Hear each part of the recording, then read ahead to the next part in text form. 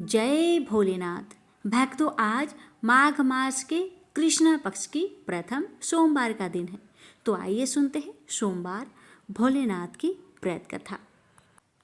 प्राचीन काल में रत्नभद्र नाम से प्रसिद्ध एक धर्मात्मा यक्ष गंधमादन पर्वत पर रहता था। उनके पूर्णभद्र नामक एक पुत्र उत्पन्न हुआ। अंत में अनेक भोगों को भोगकर उस रत्नभद्र ने शिव ध्यान परायण हो परम शांत शिवलोक को प्राप्त किया। पिता के शिवलोक चले जाने पर पूर्णभद्र ने संतानहीन होने से अपनी भार्या कनक कुंडला नाम की यक्षिणी से कहा, प्रिय, मुझे पुत्र के बिना यह राज्य और महल आदि अब शून्य मालूम होता है। कनक कुंडला बोली, प्राणनाथ, आप ज्ञानवान होकर भी पुत्र के लिए खेद क्यों करते हैं? यदि यही इच्छा है तो पुत्र मिलने का उपाय कीजिए। इस जगत में उद्यमी लोगों को क्या दुर्लभ है। जो प्राणी परवंध के भरोसे रहते हैं वह नितांत का पुरुष है, क्योंकि अपना किया हुआ कर्म ही परवंध है और कुछ नहीं। इस कारण प्रतिकूल प्रावंध को शांत करने के लिए समस्त कारणों के भी कारण रूप भगवान शिव की शरण में जाना चाहिए। यदि आप सर्वश्रेष्ठ पुत्र है तो भगवान शिव की शरण ग्रहण कीजिए। अपनी पत्नी की बात सुनकर यशराज ने गीत वाद्य से भगवान शिव का पूजन कर पुत्र की अभिलाषा पूर्ण की। उसका नाम हरिकेश पड़ा। पुत्र उत्पन्न होने की प्रसन्नता से उसने अनेक दान पुण्य किए। जब हरिकेश 8 वर्ष का हुआ तभी से वह खेल धूली बालू का शिवलिंग बनाकर त्रिनादि ध्रुवा से उनका पूजन करता और अपने साथियों को शिव नाम से ही पुकारता था। वह रात दिन हे चंद्रशेखर, हे भूतेश, हे मृत्युंजय, हे नीलकंठ आदि पवित्र नामों का उच्चारण करता और मित्रों को प्रेम करता हुआ बार बार इन्हीं नामों से पुकारता रहता था। उसके कान नाम के अतिरिक्त अन्य किसी को ग्रहण नहीं करते थे। वह शिव मंदिर को छोड़कर किसी अन्य जगह नहीं जाता। उसके नेत्र शिव के अतिरिक्त और कुछ देखने की इच्छा नहीं रखते थे। वह सपना में भी भगवान शिव को ही देखा करता था। हरिकेश की यह दशा देखकर उसके पिता ने उसे गृह कार्य में लगाने की अनेक चेष्टाएं की, किंतु उस पर कुछ भी असर नहीं हुआ। अंत में हरिकेश घर से निकल गया। कुछ दूर जाकर उसे भ्रम हो गया और वह मन ही मन कहने लगा, हे शंकर, कहाँ जाऊं? कहाँ रहने से मेरा कल्याण होगा?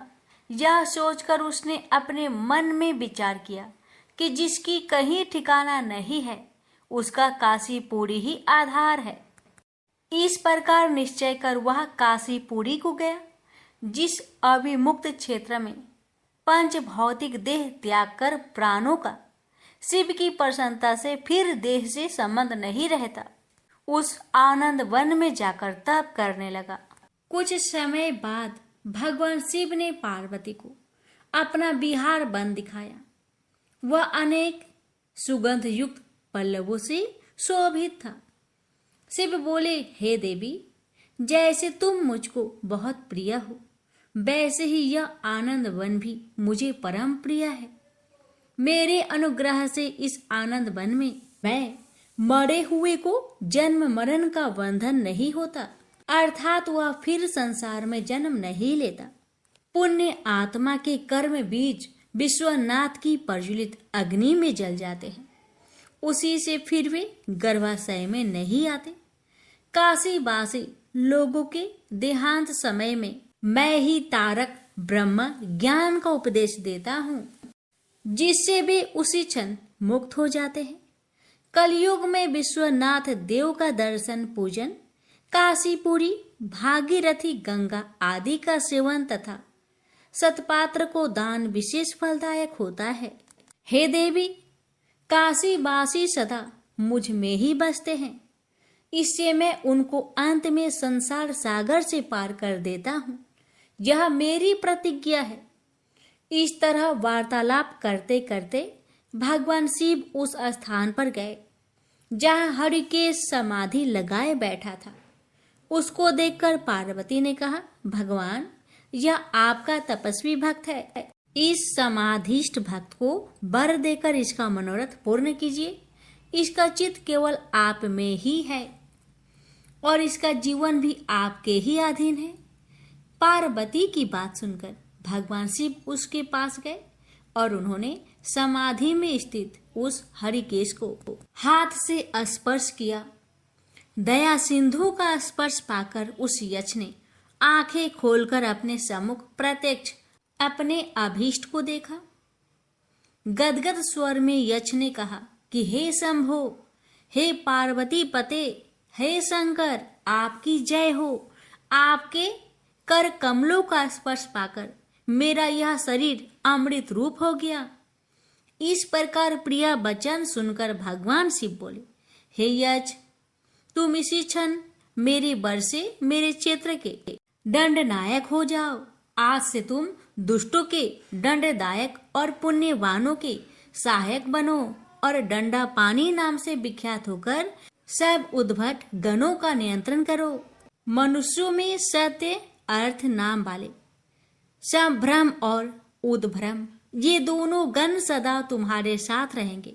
तुम काशीवासी जनों के अन्नदाता, प्राणदाता, ज्ञानदाता हो और मेरे मुख से निकले तारक मंत्र के उपदेश से मोक्षदाता होकर नियमित रूप से काशी में निवास करो। भगवान शिव की कृपा से वही हरिकेश यक्ष काशी में दंड पानी के रूप में स्थित हो गया और भक्तों के कल्याण में लग गया। प्रेम से बोलिए हर हर महादेव। एक समय तरह तरह के फूल फल और सुंदर जड़ी बूटियों से शोभ्यमान कैलाश पर्वत पर विराजमान श्री भगवान शंकर जी से श्री पार्वती जी बोली कि हे जगत के स्वामी, आज मन बहलाव के वास्ते आप और मैं चौपर खेलें। शंकर जी ने कहा कि चौपर के खेल में बेईमानी बहुत होती है और हार जीत का पता नहीं पड़ता है, इसलिए कोई तीसरा आदमी होना चाहिए जो ईमानदारी से फैसला कर सके। महादेव जी के इतना कहते ही पार्वती जी ने अपनी माया से वहां एक बालक बनाकर बैठा दिया तथा महादेव जी ने अपने मंत्र के बल से उसमें जान डाल दी। महादेव जी ने उस बालक का नाम अंगद रखा तथा बालक को आदेश दिया कि तुम हम दोनों की हार जीत को बताते रहना। ऐसा कहकर महादेव जी ने चौसर का पासा चलाया और अंगद से पूछा कि बताओ कौन जीता और कौन हारा। तब अंगद ने उत्तर दिया कि महादेव जी आप जीते और पार्वती जी हारी। इसके बाद महादेव जी ने फिर पासा फेंका और अंगद से पूछा कि इस बार कौन जीता और कौन हारा। इस बार भी अंगद ने वही जवाब दिया कि महादेव जी जीते और पार्वती जी हारी। इसी प्रकार तीसरी बार भी पासा चलाकर महादेव जी ने अंगद से पूछा कि तो इस बार महादेव जी हार गए थे, परंतु अंगद ने विचार किया कि यदि मैं महादेव जी को हारा हुआ बताऊंगा तो वे मुझे श्राप दे देंगे। ऐसा सोचकर अंगद ने फिर वही पुराना रटा रटाया उत्तर दे दिया कि महादेव जी जीते और पार्वती जी हारी। चूंकि इस बार अंगद ने झूठ बोला था तो माता पार्वती ने अंगद को श्राप दे दिया कि तेरे शरीर में कोढ़ हो जाए और तू निर्जन वन में भटकता फिरे। उसी समय अंगद को कोढ़ हो गया और वह भटकता हुआ किसी सुनसान वन में जा पहुंचा। वहां जाकर उसने देखा कि ब्राह्मणी, इंद्राणी आदि देवताओं की स्त्रियां व्रत के निमित्त महादेव जी की पूजा कर रही है। उनको पूजा करते देखकर अंगद ने उनसे पूछा कि आप यहाँ क्या कर रही है।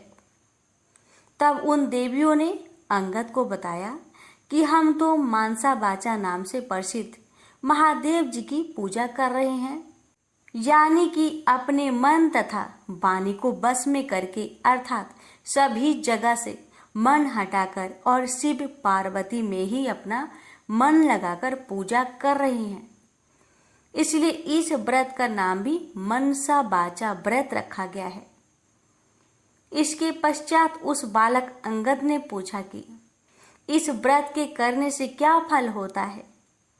अब उन देवियों ने उत्तर दिया कि इस व्रत को करने से सारी मनोकामनाएं पूर्ण हो जाती है। तब अंगद ने कहा कि मैं भी इस व्रत को करना चाहता हूँ, यदि आप इसकी विधि मुझे बता सके तो आपकी बड़ी कृपा होगी। तब उन देवियों ने अंगद को चावल तथा सुपारी देकर व्रत करने की पूरी विधि विधान बताया कि इस व्रत को श्रावण मास के पहले सोमवार से करना चाहिए। उस दिन कंवारी कन्या से 2.5 पूनी सूत कटवाकर उसका डोरा बनाए। उस डोरे की तथा महादेव जी की पूजा जब तक कार्तिक सुदी चौथ नहीं आए तब तक प्रति सोमवार को करते रहना चाहिए। साथ ही व्रत भी रखना चाहिए। जब कार्तिक सुदी चौथ आए तो उस दिन उद्यापन करना चाहिए। उद्यापन में 1.25 सेर घी, 1.25 सेर गुड़ तथा 4.25 सेर आटा लेकर चूरमा बनाए। इस चूरमे के लड्डू बनाकर उसके 4 समान भाग कर ले। इनमें से एक भाग महादेव जी के चढ़ाए, एक भाग किसी ब्राह्मण या नाथ को दे, एक भाग गाय को दे तथा बाकी बचे भाग स्वयं को भोजन करे। इस व्रत का उद्यापन कोई भी करे, वह चाहे राजा हो या रंक, सबको इतना ही सामान लेना चाहिए। यदि व्रत करने वाला मनुष्य या स्त्री चौथे भाग को पूरा ना खा सके तो पहले से ही उसमें से निकालकर किसी को दे दे। जिस प्रकार की अनंत भगवान का डोरा पहना जाता है, उसी प्रकार जो डोरा बनाया था उसे स्वयं धारण कर ले और उद्यापन के पश्चात उस डोरे को जल में पधरा दे। इस प्रकार अंगद भी प्रति वर्ष मनसा महादेव का व्रत करने लगा। उसके व्रत करते हुए 4 वर्ष हो गए। तब व्रत के प्रभाव से पार्वती जी के हृदय में दया उत्पन्न हुई और उन्होंने महादेव जी से पूछा कि महाराज, जिस बालक को मैंने श्राप दिया था उसका कुछ पता नहीं है कि उसको किसी ने मार तो नहीं दिया। तब तीनों लोगों की सभी बातें प्रत्यक्ष रूप से जानने वाले श्री महादेव जी ने पार्वती जी से कहा कि वह तो जीवित है। इसके पश्चात पार्वती जी ने महादेव जी से कहा, हे नाथ, ऐसा कोई व्रत हो तो बताइए जिससे कि मेरा वह मानसिक पुत्र फिर से मुझे मिल जाए। तब महादेव जी ने कहा कि श्रावण सुदी के पहले सोमवार के दिन कंवारी कन्या से 2.5 पूनी सूत कटवाकर उसका डोरा बनाना और उसे केसर आदि में रंग कर उसमें 4 गांठें देकर सुपारी पर लपेटकर ताम्र पात्र में रखकर उसे शिव रूप मानकर उसकी तथा शिव जी की पूजा करना। कार्तिक सुदी चौथ के दिन इस व्रत का उद्यापन करना, जिसमें 1.25 सेर घी, 1.25 सेर गुड़ और 4.25 सेर आटा लेकर उसका चूरमा बनाना तथा उस चूरमे के 4 भाग करना, जिनमें से एक भाग शिव जी की अर्पण करना, दूसरा भाग ब्राह्मण को देना, तीसरा भाग गाय को तथा चौथा भाग स्वयं भोजन के रूप में ग्रहण करना। सभी को इसी मात्रा में समान लेना चाहिए, न तो समान इससे अधिक होना चाहिए तथा न ही इससे कम। महादेव जी से यह विधि सुनकर पार्वती जी ने भी यह व्रत किया तथा व्रत के प्रभाव से अंगद कोढ़ रहित हो गया और वह अपनी माता के पास बिना बुलाए ही चला गया। उसे आता देखकर पार्वती जी प्रसन्न होकर हंसने लगी। तो अंगद ने पूछा कि हे मातेश्वरी, आप मुझे देखकर हंस क्यों रही हो? तब पार्वती जी ने कहा, हे पुत्र, मैं इस व्रत के प्रभाव को देखकर हंस रही थी। यह तुम्हारे पिताजी का बताया हुआ मनसा वाचा का व्रत है। यह व्रत मैंने किया, तभी तो तुम ठीक होकर मेरे पास आ गए हो। इस बात को सुनकर अंगद ने कहा कि हे माता, मैंने भी यह व्रत किया था, इसी से मेरा कोढ़ भी मिट गया। तब पार्वती जी ने कहा कि हे पुत्र, अब तेरी क्या इच्छा है, वह बता। तब उस पुत्र ने कहा कि हे जगत जननी माँ, मुझे उज्जैन नगरी का राज्य करने की और वहां की राजकुमारी से ब्याह करने की इच्छा है। पुत्र के इतना कहते ही पार्वती जी ने उससे कहा कि जा, तुझे उज्जैन का राज्य मिल जाएगा, तू फिर से इस मांचा वाचा के व्रत को कर। इस प्रकार अंगद ने पुनः 4 वर्ष तक यह व्रत किया, तब उसे उज्जैनी का राज्य मिल गया। अब नारद जी राजा युधिष्ठिर से कह रहे हैं कि उसे राज्य किस प्रकार मिला, तो सुनो। उज्जैन के राजा रानी वृद्ध हो गए थे, उनके कोई पुत्र नहीं था, केवल एक राजकुमारी थी। इसलिए राजा रानी ने सोचा कि इस कन्या का विवाह किसी राजकुमार से करके उसको राज्य दे देंगे। ऐसा निश्चय कर उन्होंने एक स्वयंवर रचा, जिसमें कई देशों के राजकुमार आए।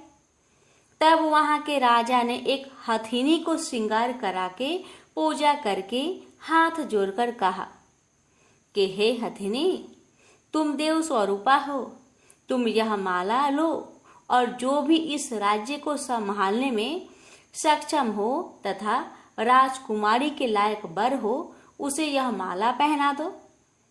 किसी मामूली मनुष्य को यह माला मत पहना देना। पार्वती जी का पुत्र अंगद भी देवलोक से उज्जैन नगरी पहुंचा, तो वह भी स्वयंवर देखने के लिए राजा के वहां चला गया। हथनी ने उसे देखकर उसके ही गले में माला डाल दी। यह सब देखकर स्वयंवर में आए लोगों ने कहा कि ये तो हथनी की भूल है, क्योंकि यह बालक कोई राजकुमार नहीं है। ऐसा कहकर उन लोगों ने उस लड़के को दूर हटा दिया और पुनः वह माला हथिनी को दे दी और उससे प्रार्थना की कि हे माता, जो इस राज्य के लायक हो उसको ही माला पहनाना। परंतु दूसरी बार भी हथनी ने उस बालक के पास जाकर उसी के गले में माला डाल दी। जहाँ सब देखकर वहां उपस्थित लोग कहने लगे कि हथनी ने हठ पकड़ ली है। इतना कहकर उन्होंने उस बालक को मार पीट कर दरवाजे से बाहर निकाल दिया एवं पुनः हथिनी पर गणपति की मूर्ति स्थापित करके वही प्रार्थना की। वह हथिनी देवरूपी थी, इसलिए वह दरवाजे के बाहर निकली और उस बालक को ढूंढकर तीसरी बार भी उसी के गले में माला डाल दी। तब राजा ने नगर सेठ को बुलाकर कहा कि तुम इस बालक को यहाँ से ले जाओ और बारात सजाकर इसे हमारे यहाँ ले आओ। राजा की आज्ञा मानकर सेठ अंगद को वहां से ले गया। इतनी देर में राजा ने भी पंडित को बुलाकर लगन का दिन निश्चय करवाया और अपनी कन्या का विवाह उस बालक के साथ कर दिया। इतना ही नहीं, राजा ने अपने खर्चे के लिए थोड़े से गांव रखकर अपना सारा राज्य ही अपनी बेटी को कन्यादान में दे दिया। विवाह के पश्चात अंगद और राजकुमारी महल में गए। अब अंगद उज्जैन नगरी का राजा तथा राजकुमारी वहां की रानी बन चुकी थी। एक दिन रानी ने राजा से पूछा कि हे पतिदेव, आप अपनी जात और नाम तो बताइए। इस पर अंगद ने उत्तर दिया कि मेरा नाम अंगद है, भगवान महादेव मेरे पिता और पार्वती मेरी माता है। तब राजकुमारी ने कहा कि महाराज, इस बात को तो मृत्यु लोक के लोग मानेंगे नहीं। आप मुझे सत्य सत्य बताइए। तब अंगद ने अपनी जन्म की सारी कथा रानी को बताई कि किस तरह चौसर खेल में साक्षी बनने के लिए माता पार्वती ने अपनी माया से उसे बनाया था और महादेव जी ने अपने मंत्र बल से उसे सजीव रूप दिया। फिर पार्वती जी ने उसे श्राप दिया और इंद्राणी आदि देवियों ने उसे मनसा वाचा व्रत बताया, जिसको 4 वर्ष तक करने के फलस्वरूप वह अपने माता पिता के पास वापस पहुंचा।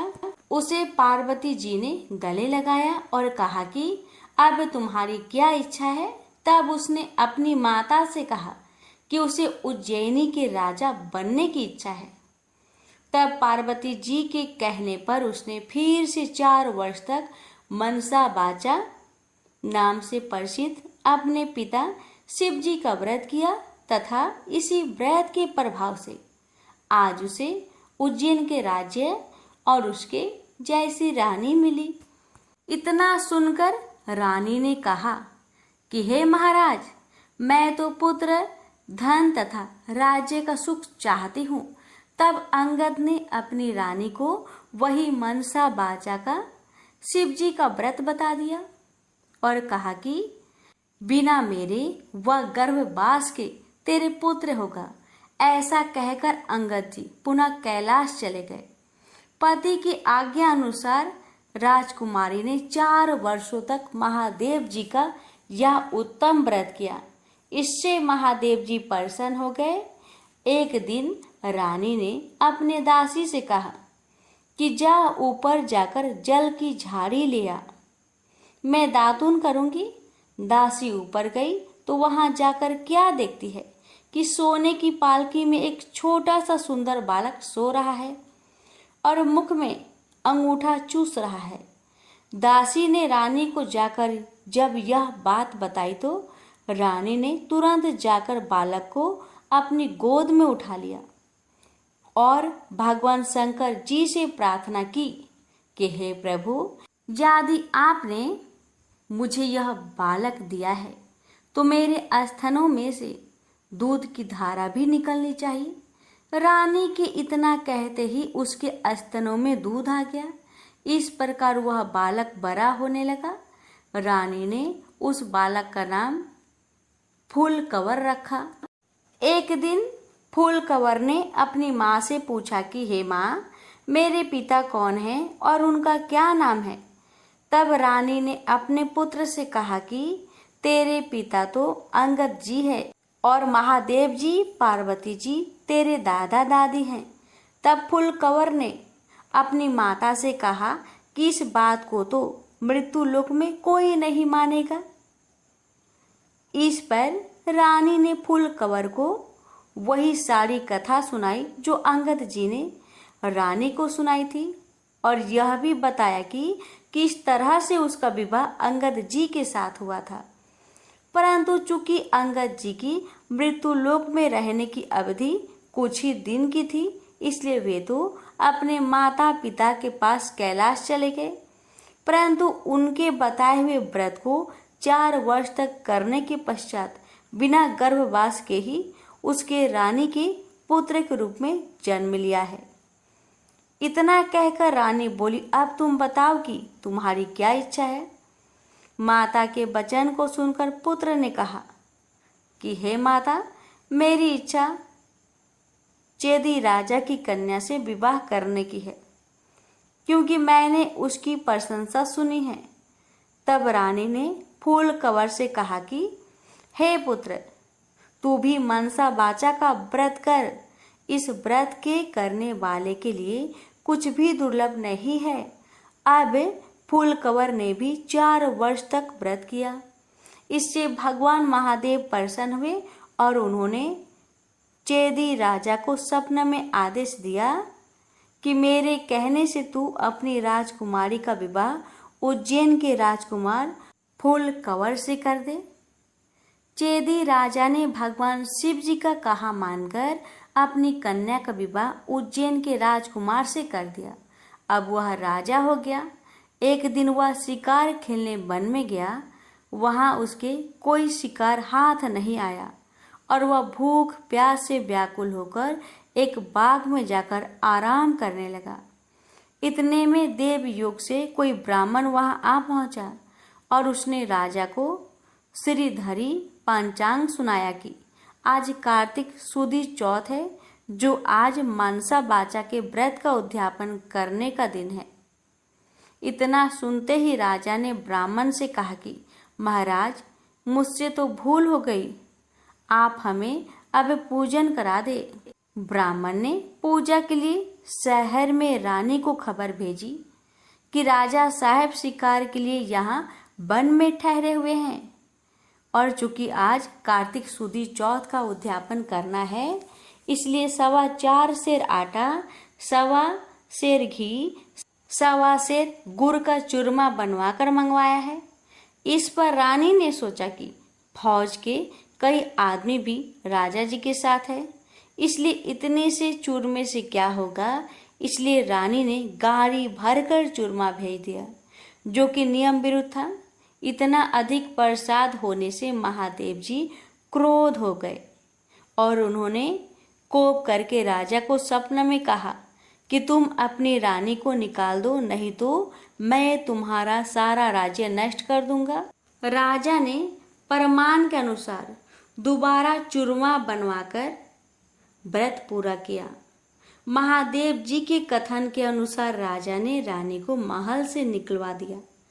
रानी किले से रवाना होकर कुछ दूर चली ही थी कि उन्हें राजा के दीवान मिले। दीवान जी ने रानी से पूछा कि रानी साहिबा, आप कहाँ पधार रही हो? तब रानी ने पूरी बात बता दी। तब दीवान जी ने कहा कि मैं राजा जी को समझाकर राजी कर लूँगा, तब तक आप मेरी हवेली में पधारे।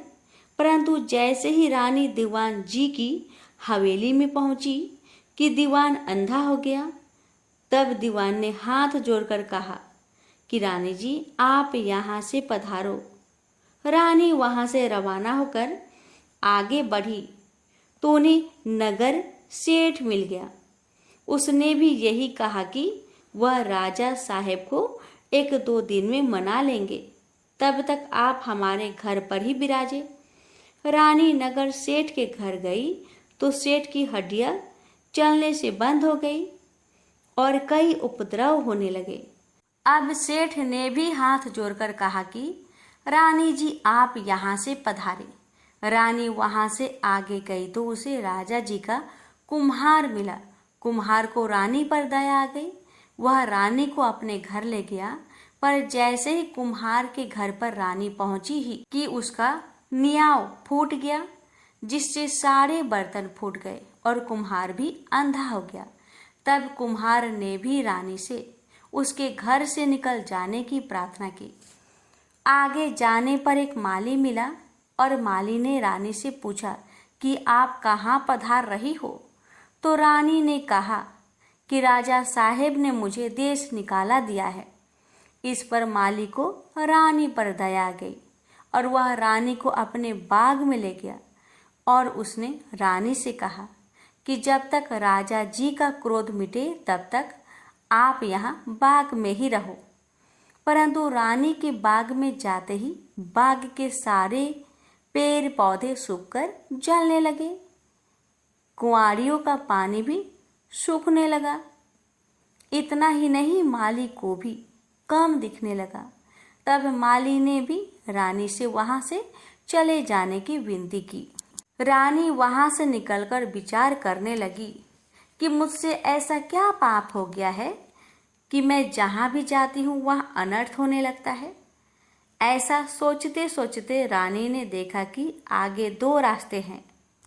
किसी व्यक्ति से पूछने पर रानी को मालूम हुआ कि एक रास्ता तो 6 महीने का है, जबकि दूसरा केवल 3 दिन का। रानी 3 दिन वाले रास्ते पर चलने लगी। आगे जाने पर उसे शिप्रा नदी मिली। रानी ने दुख के मारे उसमें कूदकर आत्महत्या करनी चाहिए, परंतु जैसे ही वह नदी में कूदी तो नदी सूख गई। वह और आगे चली तो एक पर्वत आया। रानी ने सोचा कि इस पर चढ़कर नीचे कूदकर अपनी जान दे दे। यह सोचकर वह पर्वत पर चढ़ी और जैसे ही नीचे कूदने लगी कि पर्वत जमीन के बराबर हो गया। आगे जाने पर रानी को एक सिंह दिखाई दिया। इस पर रानी ने सोचा कि इस सिंह यानी शेर को मैं अगर छेड़ूं तो शायद यह मुझे खा जाए। यह सोचकर उसने सिंह पर हाथ फेरा तो सिंह पत्थर का हो गया। आगे जाने पर रानी को बड़ा भारी अजगर सांप दिखाई दिया। इस पर रानी ने मरने के लिए उस बड़े सांप को छेड़ा तो सांप रस्सी बन गया। अब रानी थक हार कर और आगे चली तो क्या देखती है कि वहां एक बड़ा भारी पीपल का वृक्ष है। उसी वृक्ष के पास एक सुंदर कुआं और एक मंदिर बना हुआ है। वह मंदिर में जाकर मुंह ढककर बैठ गई और ओम नमः शिवाय मंत्र का जाप करने लगी। किस्मत से उस दिन कार्तिक सुदी चौथ का दिन था। मंदिर का पुजारी नाथ सामान लेने गांव गया था। वहां उसको एक कुत्ते ने काट लिया। तब पुजारी नाथ ने विचार किया कि हमारे आश्रम में ऐसा कौन पापी आ पहुंचा है जिसके कारण यह उत्पात हो गया है। मंदिर जाकर नाथ ने एक स्त्री को बैठा हुआ देखा तो कहने लगा, आज यहाँ कोई डाकन या भूतनी आ गई है। तब रानी ने विनय पूर्वक कहा कि महाराज, मैं ना तो डाकन हूँ और ना ही भूतनी, मैं तो मानवी हूँ। आकाश की घेरी और जमीन की झेली हुई एक दुखी स्त्री। यदि आप मुझे धर्म की बेटी बनाओ तो मैं आपको अपना सारा भेद कहूँ। नाथ ने यह स्वीकार कर लिया तो रानी ने अपना सारा भेद कह दिया। अब वह वहां से जाने लगी तो चल नहीं सकी। तब पुजारी नाथ ने उद्यापन का एक लड्डू उसे खाने को दे दिया। लड्डू को हाथ में देखते ही रानी को व्रत याद आ गया।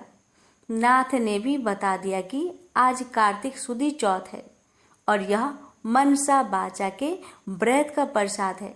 इसका नियम है कि राजा हो तो भी अधिक प्रसाद ना बनाए और गरीब हो तो भी कम ना बनाए। यह एक भाग का लड्डू है। तब रानी के समझ में आ गया कि उसने प्रसाद का चूरमा ज्यादा भेजा था, इससे महादेव जी उससे क्रोध हो गए हैं। ऐसा विचार कर रानी ने पुजारी नाथ से प्रार्थना की कि हे महाराज, इस व्रत को अब मैं भी करना चाहती हूँ। तब नाथ ने कहा कि श्रावण सुदी चौथ आ रही है, इस दिन से तुम व्रत शुरू करो। फिर नाथ जी ने कंवारी कन्या से पूनी कतवाकर उसका डोरा बना दिया। पूजन का सामान लाकर सोमवार रानी व्रत और पूजन करती रही।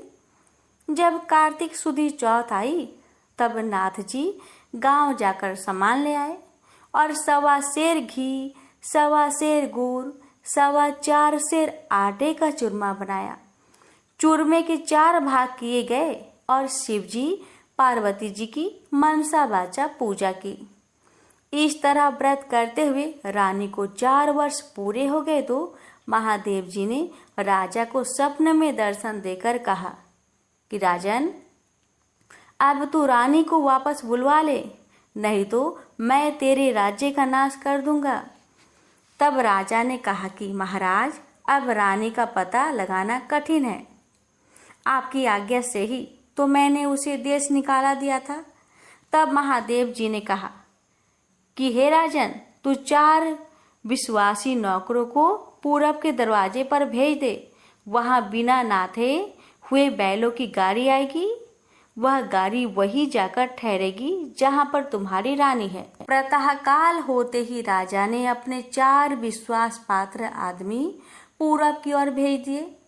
आगे बिना नथे हुए बैलों की गाड़ी आई और वे चारों उसमें बैठ गए और वे उसी मंदिर पर पहुंच गए जहां पर रानी थी। रानी को पहचान कर सेवकों ने कहा कि हे रानी जी, अब आप पधारिए, राजा साहब ने आपको बुलाया है और इसी कार्य के लिए हमको यहाँ भेजा है। तब रानी ने नाथ जी को कहा कि मैं आपकी धर्म की बेटी हूँ, इसलिए आप मुझे सीख देकर भेजिए। तब नाथ जी ने मिट्टी के हाथी घोड़ा हुआ पालकी बनाकर मंत्र के छींटे दिए, जिससे वे सच्चे हाथी घोड़ा पालकी बन गए। रानी ने नाथ जी से फिर कहा कि हे पिताजी, आते समय रास्ते में मेरे रहने से कई जीवों का नुकसान हो गया था, तो उनका भी उद्धार हो जाना चाहिए, नहीं तो यह पाप भी मुझको ही लगेगा।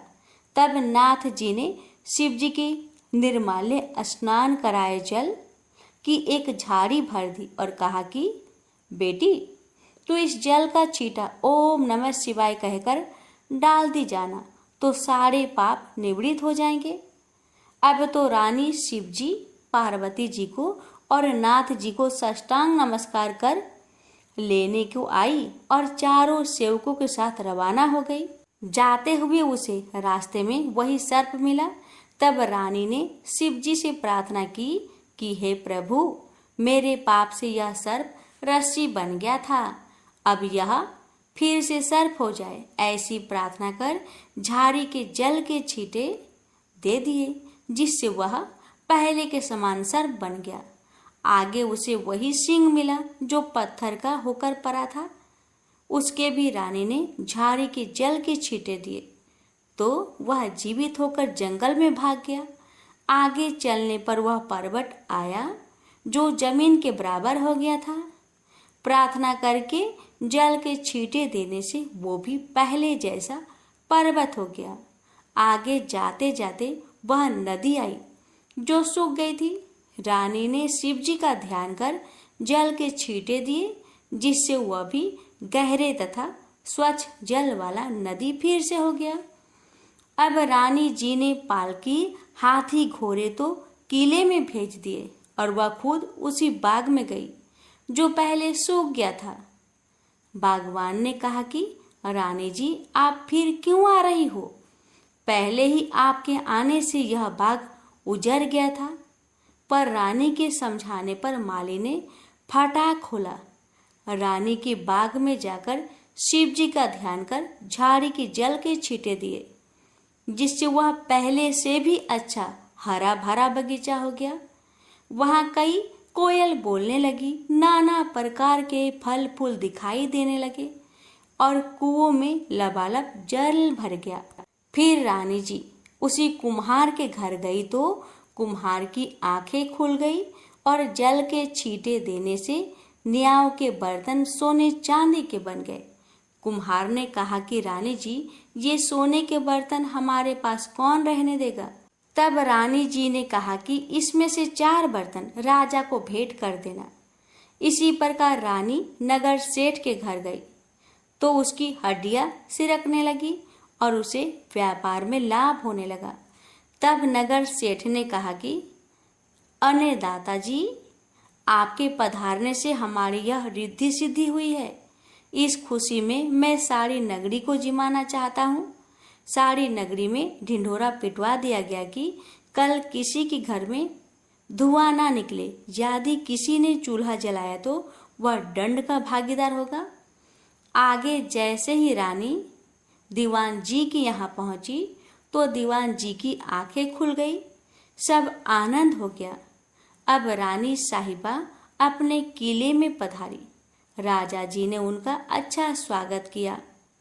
नगर सेठ ने सारे नगर को जिमाया और किले में जाकर रानी जी से अर्ज की कि अन्नदाता जी, अब आप भी पधार कर भोजन ग्रहण कीजिए। इस पर रानी ने कहा कि मेरे तो आज कार्तिक सुदी चौथ का उजिरना है, जो किसी भूखे आदमी को जिमाकर जिमूंगी। सारे नगर के लोग तो नगर सेठ के यहाँ जिम आए। नगर में अब कोई भी भूखा व्यक्ति नहीं मिला।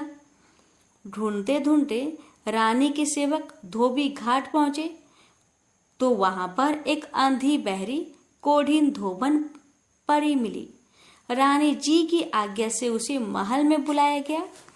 रानी जी ने उसे स्नान करवाया। स्नान कराते ही उसका सारा कोढ़ मिट गया और कथा सुनाते ही उसके लिए स्वर्ग से विमान आ गया। बूढ़ी धोबन की कथा सुनने व प्रसाद लेने मात्र से ही वह सदा के लिए बैकुंठ चली गई।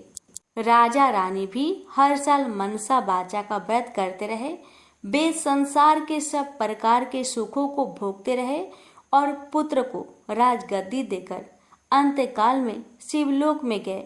इस प्रकार मनसा बाचा भगवान शिव जी पार्वती जी के व्रत करने की भारी महिमा है। श्रावण सुदी सोम से कार्तिक सुदी चौथ तक का यह व्रत सब मनोवांछित फल को देने वाला है। इस मनसा बाचा के व्रत को करने वाले मनुष्य की सभी कामनाएं शिव जी महाराज पूर्ण कर देते हैं।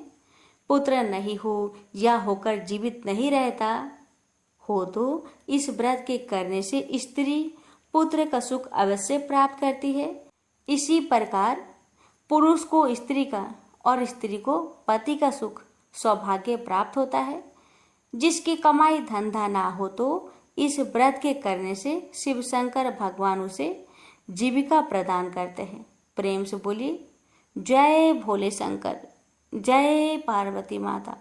हे भोलेनाथ, यदि कथा कहने या सुनाने में मुझसे मन वचन या कर्म से कोई त्रुटि हो गई हो तो हे त्रिपुरारी कृपया उसे क्षमा करें। मैंने अपने श्रद्धा और सामर्थ्य अनुसार आपकी व्रत कथा का वाचन किया है। यदि उच्चारण में, शुद्धता में या भावना में कोई कमी रह गई हो तो हे नीलकंठ उसे क्षमा करें। आपकी कृपा सदा मुझ पर बनी रहे और कथा सुनने वाले समस्त भक्तों पर भी आपकी असीम कृपा और आशीर्वाद बना रहे। उसके जीवन में सुख, शांति, आरोग्यता और शिव भक्ति बनी रहे। यही मेरी सच्चे हृदय से प्रार्थना है।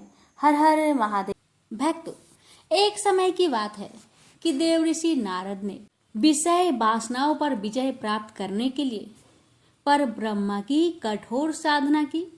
वे हिमालय पर्वत के एक निर्जन स्थान में जाकर समाधित हो गए और पर ब्रह्मा की आराधना करने लगे।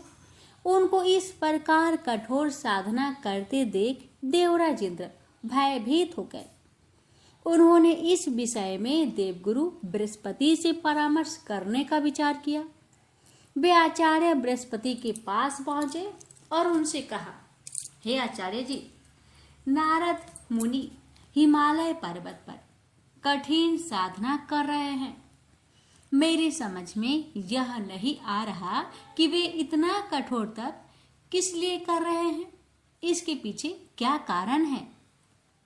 देवगुरु बृहस्पति बोले, हे इंद्र, संभव है नारद के मन में तुम्हारे सिंहासन को प्राप्त करने की लालसा पैदा हो गई हो। शायद इसलिए वे इतनी कठोर साधना कर रहे हैं। देवगुरु की बात सुनकर इंद्र और भी भयभीत हो गए। उन्होंने आचार्य बृहस्पति से पुनः पूछा, हे आचार्य, यदि ऐसा हुआ तो मेरे लिए यह बहुत भयंकर बात होगी। मुझे परामर्श दीजिए कि ऐसी हालत में मैं क्या करूं। आचार्य बृहस्पति बोले, हे इंद्र, तुम तो देवों के राजा हो, सर्वशक्ति संपन्न हो, सामर्थ्यवान हो। मैं तुम्हें इस विषय में क्या परामर्श दे सकता हूं। तुम स्वयं ही कोई उपाय सोच लो। हाँ, मुझे ही कोई न कोई उपाय सोचना पड़ेगा। कहते हुए इंद्र वहां से चले आए। अपने महल में पहुंचकर उन्होंने कामदेव को बुलाया और उनसे कहा, हे कामदेव, नारद हिमालय पर्वत पर निर्जन स्थान में बैठे बहुत कठोर तपस्या कर रहे हैं। मैं चाहता हूं कि तुम उनके पास जाओ और अपनी शक्ति के द्वारा जैसे भी हो उनकी तपस्या को भंग कर दो। इंद्र की आज्ञा पाकर कामदेव तत्काल उस स्थान की ओर बढ़ चले जहां नारद मुनि तपस्या कर रहे थे। कामदेव वहां पहुंचकर उन्होंने अपनी मायावी शक्ति का जाल बिछाया। उसके संकेत मात्र से उस बियावान क्षेत्र में बाहर आ गए। कुछ क्षण बीतते बीतते स्वर्ग लोक की एक अप्सरा प्रकट हुई और नारद के सामने मनोहारी नृत्य करने लगी। उसके घुंघरुओं की मधुर ध्वनि वातावरण में गूंजने लगी। लेकिन कामदेव का यह प्रयास व्यर्थ ही साबित हुआ। अप्सरा नृत्य करते करते थक गई, किंतु नारद मुनि का ध्यान नहीं टूटा। थक हार कर अप्सरा वापस लौट गई। तप पूरा होते ही नारद ने आंखें खोली। कामदेव ने सोचा, यदि नारद को बाद में यह बात पता लग गया कि मैंने उनकी तपस्या में विघ्न डालने की चेष्टा की है, तो वह मुझे श्राप दे देंगे। उचित यही है कि मैं स्वयं ही उन्हें सच्ची बात बता दूं। यही सोचकर उन्होंने नारद के समक्ष पहुंचकर उन्हें साष्टांग प्रणाम किया। नारद ने उन्हें आशीर्वाद देकर पूछा, आओ कामदेव, किस कार्य हेतु यहाँ आगमन हुआ है? कामदेव बोले, हे देव ऋषि, मेरा अपराध को क्षमा कीजिए। मैंने आपकी तपस्या भंग करने का प्रयास किया था। नारद ने पूछा, पर क्यों? किसके आदेश से तुमने ऐसा किया? कामदेव ने कहा, हे मुनिवर, मुझ अंकिचन में इतनी हिम्मत नहीं जो स्वयं ही आपको तब से डिगाने का कार्य करता है। मुझे ऐसा करने को कहा गया था। किसने ऐसा करने को कहा था कामदेव, बताओ? हे देवऋषि नारद, मुझे इंद्रदेव ने कहा था। उन्होंने ही मुझे यहाँ भेजा था। कामदेव ने सच्ची बात बता दी। कामदेव की बात सुनकर नारद जी मुस्कुरा दिए और कहने लगे, हे कामदेव, मैं तुम्हें क्षमा करता हूँ। अब तुम जाओ और देवराज को बता देना कि नारद ने इच्छाओं को बस में कर लिया है। अब मैं संसार के किसी भी भौतिक आकर्षण में नहीं फंस सकता। जान बची और लाखों पाए। कामदेव ने सोचा और जल्दी से वहां से चले गए। कामदेव के जाने के पश्चात नारद सोचने लगे, मैंने कामदेव को परास्त किया है। अब मेरा नाम भी भगवान शिव के समान हो गया, क्योंकि कामदेव को या तो शिव ने परास्त किया था या फिर अब मैंने। यह सोचकर नारद कैलाश पर्वत पहुंचे। उन्होंने भगवान शिव और पार्वती को नमन किया।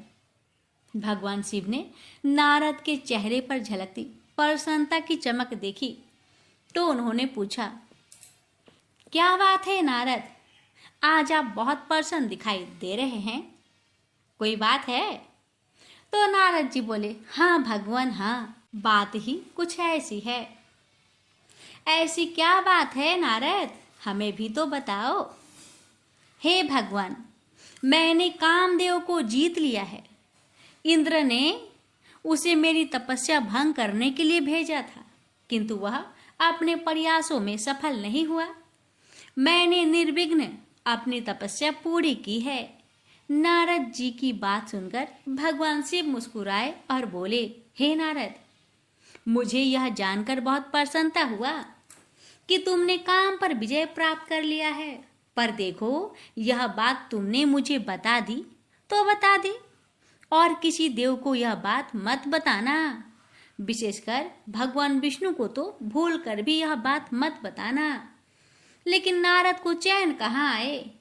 यह बात बताने के लिए तो उनके पेट में मरोड़ मरोड़ हो रही थी।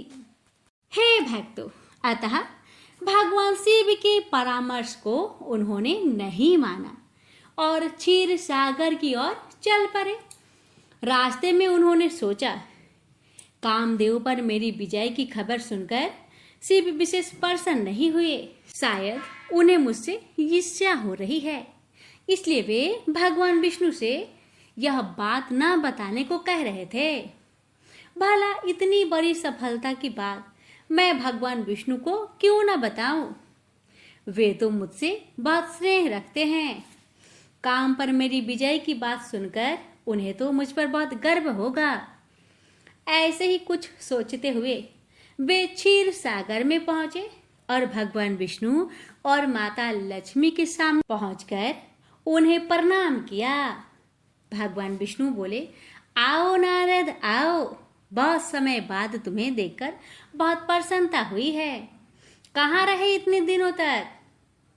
भगवान, मैं तपस्या कर रहा था और आपको जानकर हर्ष होगा कि मेरी तपस्या पूर्ण हो गई। यद्यपि देवराज इंद्र ने कामदेव द्वारा मेरी तपस्या भंग करने की कोशिश की, किंतु कामदेव को भी मुझसे हार माननी पड़ी।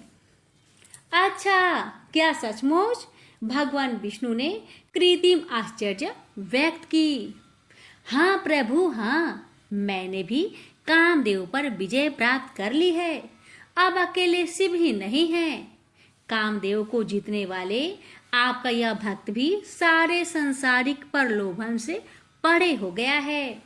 भगवान विष्णु समझ गए कि नारद के मन में अभिमान पैदा हो गया, किंतु परकटः वे बोले, यह तो बहुत अच्छी बात है नारद, फिर भी तुम सदा सावधान रहना, कौन जाने कब क्या घटित हो जाए।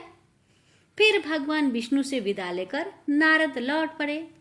उनके मन में उत्साह के बजाय कुछ विक्षोभ सा था। उन्होंने सोचा, मेरी सफलता पर भगवान विष्णु भी बहुत प्रसन्न नहीं हुए। मैं कोई दुर्लभ व्यक्ति थोड़े ना हूं, फिर वे क्यों मुझे सावधान रहने की सीख दे रहे थे। निगाहें नीचे बने एक भव्य नगर पर जाकर टिक गई। अरे वाह, ये तो बड़ा सुंदर नगर लगता है। ऐसा नगर तो मैंने पहले कभी नहीं देखा, इसमें चलकर देखना चाहिए। यही सोचकर नारद नीचे उतरे और वहां के राजमार्ग पर जाते हुए एक व्यक्ति से पूछा, सुनो भाई, इस विशाल और सुंदर नगर का राजा कौन है? वो व्यक्ति बोला, आश्चर्य है, आप यहाँ के राजा को नहीं जानते। यहाँ के राजा का नाम है शीलनिधि। आप उनसे मिलना चाहते हैं तो उनके महल में चले जाइए। नारद राजमहल के दरवाजे पर पहुंचे तो उनके आगमन का समाचार सुनकर राजा शीलनिधि स्वयं बाहर आए और बड़े आदर सत्कार पूर्वक नारद को अपने महल में ले गए। तभी राजकुमारी भी वहां आ पहुंची। राजा शीलनिधि ने नारद को उसका परिचय दिया कि यह मेरी पुत्री है मुनिवर, इसका नाम श्रीमती है। श्रीमती की सुंदरता देखकर नारद ने मन ही मन उसकी प्रशंसा की। जब श्रीमती ने प्रणाम किया तो नारद ने उसे मुक्त कंठ से आशीर्वाद प्रदान किया। राजा शीलनिधि बोले, हे मुनिवर, श्रीमती अब विवाह योग्य हो गई है। मैंने निश्चय किया है कि शीघ्र ही एक स्वयंवर का आयोजन कराऊंगा ताकि यह स्वेच्छा से अपना पति वरण कर सके। नारद बोले, हाँ, तुम्हारी कन्या साक्षात लक्ष्मी है। कोई भी हरि जैसा गौरवशाली व्यक्ति इसे पत्नी रूप में पाकर धन्य हो सकता है। राजा शीलनिधि बोले, आपकी कथन से मेरा उत्साह बढ़ा है मुनिवर, अब तो शीघ्र ही इसके स्वयंवर का आयोजन करूंगा। नारद ने मन ही मन सोचा, इस राजकन्या का विवाह यदि मेरे साथ हो जाए तो कितना अच्छा रहे। इसे पत्नी रूप में पाकर मैं तो जैसे धन्य ही हो जाऊंगा। अगर यह मुझे प्राप्त हो जाए तो मैं पूरे ब्रह्मांड में स्वयं को सबसे भाग्यशाली पुरुष समझूंगा, पर मैं इसे प्राप्त कैसे करूं? राजा शीलनिधि का आतिथ्य सत्कार स्वीकार कर नारद उस नगर से बाहर गए और उन्होंने एक स्थान पर खड़े होकर भगवान विष्णु का स्मरण किया। अपने प्यारे भक्त की पुकार सुनकर भगवान विष्णु प्रकट हुए और बोले, हे नारद, क्या बात है, मुझे याद क्यों किया? नारद मुनि बोले, हे भगवान, मुझे हरि जैसा सुंदर मुख चाहिए। आप कृपा करके मुख हरि जैसा कर दीजिए। भगवान विष्णु ने तथास्तु कहा और वहां से अंतर्ध्यान हो गए। बस यही नारद से एक चूक हो गई। वरदान मांगते समय वे यह भूल गए कि हरि का एक अर्थ बानर भी होता है। भगवान विष्णु ने नारद का मुख बंदर जैसा बना दिया और क्योंकि नारद के पास उस समय अपना रूप देखने के लिए कोई उपकरण भी नहीं था, अतः वे अपना मुख नहीं देख सके। जिस समय नारद स्वयंवर स्थल में पहुंचे वहां अनेक देशों के राजा एवं राजकुमार उपस्थित थे। नारद मुनि बड़े ही विश्वास के साथ यह सोचते हुए कि अब तो वरमाला मेरे गले में ही पड़ेगी, जाकर एक आसन पर विराजमान हो गए। नारद को देखकर वहां उपस्थित राजा लोग मंद मंद मुस्कुराने लगे। उनमें से एक राजा बोला, अरे जरा इस मनुष्य का मुख तो देखो, इसका शरीर तो मनुष्य जैसा है और मुख बंदर का। दूसरा बोला, यह शायद अपने आप को बहुत सुंदर समझता है, तभी तो राजकुमारी के स्वयंवर में उसके द्वारा स्वयं का चयन किए जाने की आशा से यहाँ आया है। उस व्यक्ति की बात सुनकर सभी ठहाके मार के हंस पड़े। तभी राजकुमारी श्रीमती बरमाला लिए स्वयंवर स्थल में पधारी। उसे देखकर उपस्थित राजा हास परिहास करना भूल गए और सब सावधान मुद्रा में बैठ गए। सबको आशा थी कि राजकुमारी उनके गले में ही बरमाला डालेगी। विशेषकर नारद के मन में तो किसी प्रकार की कोई शंका ही नहीं थी। भला जिसके पास भगवान विष्णु जैसा सुंदर मुखड़ा हो, उसे कौन सी सुंदरी अस्वीकार करती।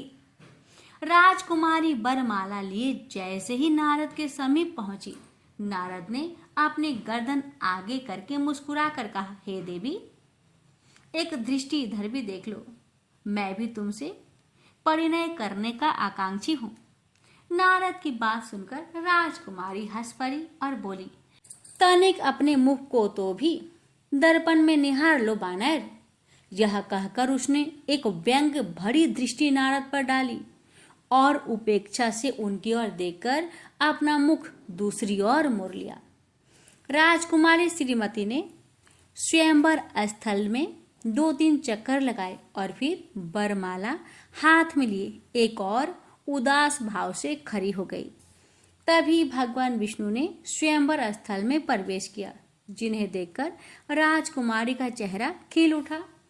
वह तेजी से आगे बढ़ी और बरमाला विष्णु के गले में डाल दी। नारद ने जब यह दृश्य देखा तो वे ईर्ष्या से जल उठे। वे विष्णु के पास पहुंचे और क्रोध भरे स्वर में बोले, हे भगवान, आपने मेरे साथ छल क्यों किया? मैंने आपसे आपके जैसा सुंदर मुख मांगा था और आपने मुझे बानर का मुख दे दिया। ऐसा धोखा मेरे साथ आपने क्यों किया? भगवान, यदि आपको स्वयं ही इस राजकुमारी से विवाह करना था तो मुझे पहले ही बता देते, मैं स्वयं ही इस प्रतियोगिता से बाहर हो जाता। अब श्री हरि ने नारद से कहा, हे नारद, मैंने तुम्हारे साथ किसी प्रकार का कोई छल नहीं किया। तुमने मुझसे हरि का मुख मांगा था, सो मैंने तुम्हें दे दिया। तुम तो संस्कृत के प्रकांड पंडित हो, फिर यह क्यों नहीं समझ सके कि हरि का अर्थ बानर भी होता है। अपनी गलती महसूस कर नारद के क्रोध में कुछ कमी आई। उन्होंने पूछा, अब क्या मेरा मुख जीवन भर इसी प्रकार का बना रहेगा भगवान? भगवान विष्णु बोले, नहीं, बस तुम थोड़ी देर के लिए अपनी आंखें बंद कर लो। नारद ने अपनी आंखें बंद कर ली। भगवान विष्णु पुनः बोले, अब अपनी आंखें खोलो और देखो कि सच क्या है। नारद ने अपनी आंखें खोली, इधर उधर दृष्टि घुमाई। अब वहां न राजा शील निधि था, न उसका कोई महल, न स्वयंवर, और न स्वयंवर में भाग लेने वाले आए प्रतियोगी। वे एक निर्जन स्थान पर खड़े थे और उनके सामने खड़े थे श्री हरि विष्णु और माता लक्ष्मी। उन्हें इस प्रकार चारों ओर भौचक्के भाव से निहारते देख भगवान विष्णु ने कहा, नारद, यह सब मेरी माया थी। तुम्हारे मन में घमंड पैदा हो गया था कि तुमने काम पर विजय प्राप्त कर ली है और तुम अब भगवान शिव के समकक्ष हो गए हो। तुम्हारे इसी अहंकार भाव को समाप्त करने के लिए मुझे यह माया रचनी पड़ी। और हाँ, जिसे तुम राजकुमारी श्रीमती समझे थे और जिससे विवाह करने को आतुर हो रहे थे, जानते हो वह कौन थी? कौन थी? नारद के मुंह से बरबसी निकल पड़ा, लक्ष्मी, मेरी चिरसंगनी। लक्ष्मी की ओर संकेत करते हुए भगवान ने कहा, तुम जिसे माता लक्ष्मी कहकर बुलाते हो, वही लक्ष्मी राजकुमारी श्रीमती थी। यह सुनकर नारद का चेहरा शर्म से झुक गया। उन्होंने श्री हरि से कहा, हे प्रभु, आपने मुझ पर बड़ा उपकार किया, जो समय रहते ही मेरी आंखें खोल दी। मैं सचमुच पतन के गर्त में गिरने के लिए जा रहा था, किंतु आपने कृपा करके मुझे उबार लिया। इस प्रकार भगवान विष्णु की कृपा से नारद के मन में पैदा हुआ अहंकार भाव समाप्त हो गया। राजकुमारी श्रीमती से विवाह करने की जो इच्छा उनके मन में पैदा हुई थी वो भी तिरोहित हो गई। नारद नारायण नारायण कहते हुए पुनः अपने मार्ग पर चल पड़े। प्रेम से बोलिए ओम नमः शिवाय। जय श्री हरि।